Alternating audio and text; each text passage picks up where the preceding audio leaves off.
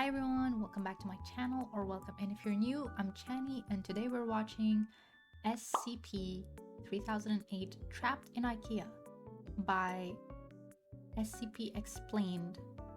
So let's just get to it. I'm excited. This video features original stories based on and inspired by the SCP Foundation. Some details and accounts of events, people, and places have been dramatized in an attempt to explain the sometimes unexplainable. Okay, we're locked in. We're learning.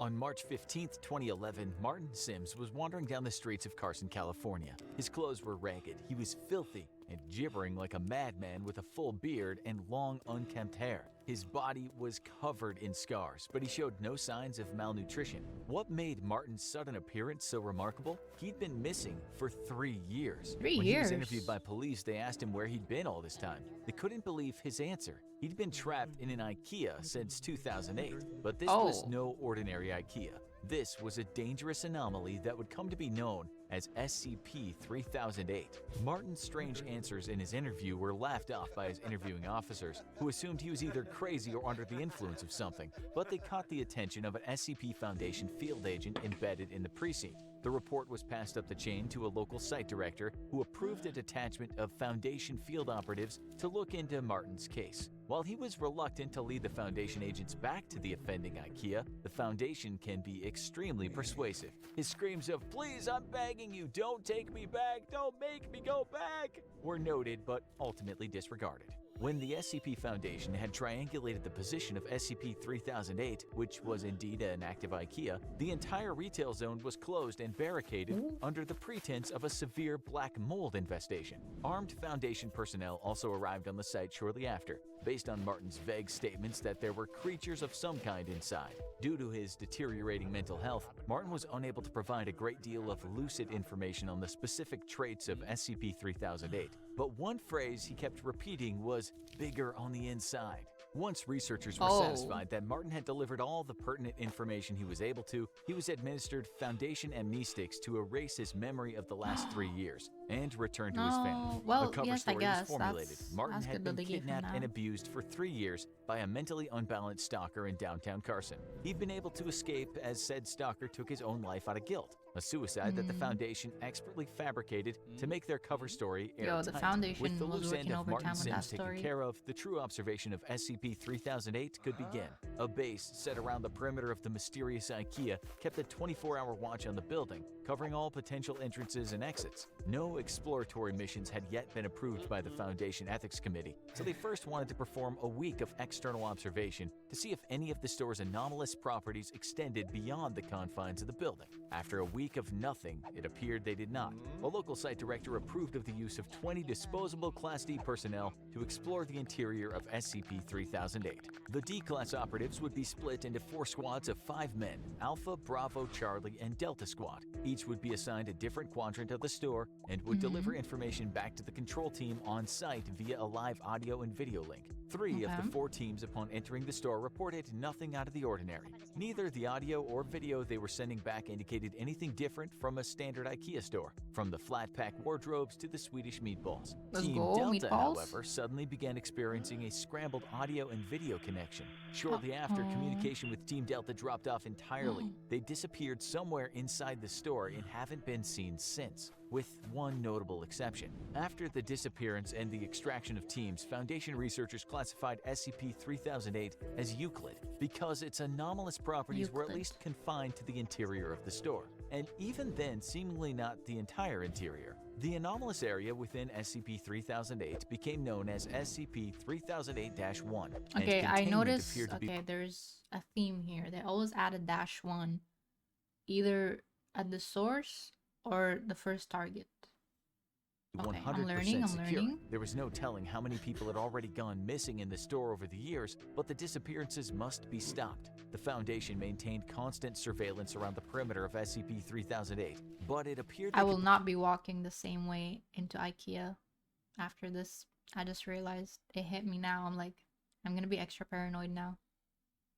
Never go in there alone. Prevent any further incidents If I go missing, by someone's simply going preventing missing other with me. civilians from accessing the IKEA store. Martin's ravings about monsters were assumed to just be the product of delirium until a surviving member of Delta Team suddenly reappeared. The date was November 3rd, 2011. It was a cold night, a few hours after what would have been closing time if the store were still active, and 7 months after the extraction teams had disappeared somewhere in the confines of SCP-3008. There had been no anomalous activity outside the store since the perimeter was first secured, and the Foundation researchers hadn't expected that to change until the last surviving member of Delta Team came barging out of the store's entrance. Startled field operatives were amazed to see him again, but they were even more amazed to see what was following him out of the store, repeating the same phrase: "The store is now closed, please exit the building." Despite the fact that the entity chasing the Delta Team survivor was wearing the yellow shirt and blue pants of an IKEA store employee, the being definitely was not human. It was around 7 feet tall with no visible face. 7 feet? The entity had grossly extended limbs, with each arm being around 5 or 6 feet long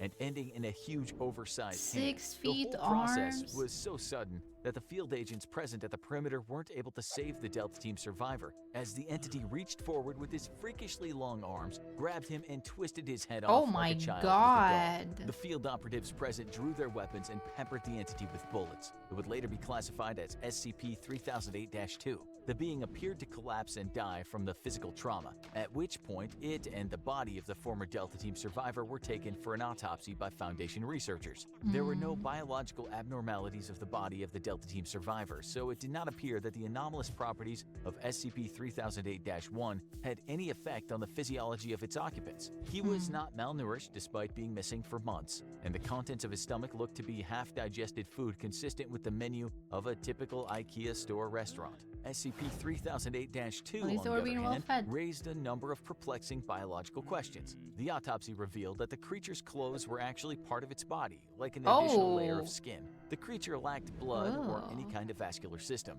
Even stranger, the entity didn't appear to have bones or internal organs, not even a brain or nervous system. It was a being made entirely of skin all the way to its core. How it was able to move, or even live for that matter, remains a mystery. Though when you work for the SCP Foundation, you learn to accept that some things will always remain unexplained. One thing was certain though, Martin Sims was right about his monsters. After the incident with Delta Team, the Foundation deemed that sending manned explorations into the heart of SCP-3008 was too much of a liability, and planned a series of drone-based reconnaissance missions into the anomaly. The first of these drones experienced connection issues and failed when attempting to venture into the IKEA's anomalous zone. However, after a lengthy period of trial and error, the Foundation was able to establish a more secure connection with its drones, even when deep into the SCP-3008-1 anomalous zone. It was only then that some of the most extraordinary discoveries were made. SCP-3008-1 seemed to break the laws of spatial reality, as the area of the IKEA's interior was at least an order of magnitude larger than its exterior. Just as Martin Sims had said, it was bigger on the inside, but just how much bigger?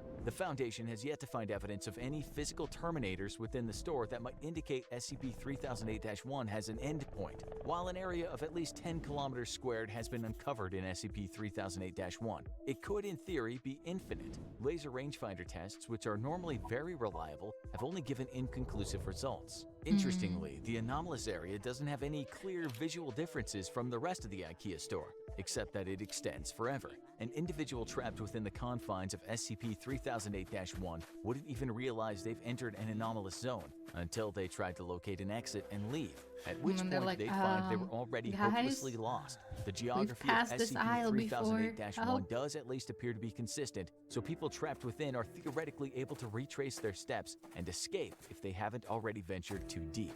According to data collected during the drone reconnaissance missions, SCP-3008-2, of which there appear to be a vast population, would wander the stores aimlessly during the day. They are unresponsive to the drone's presence and did not appear to be aggressive.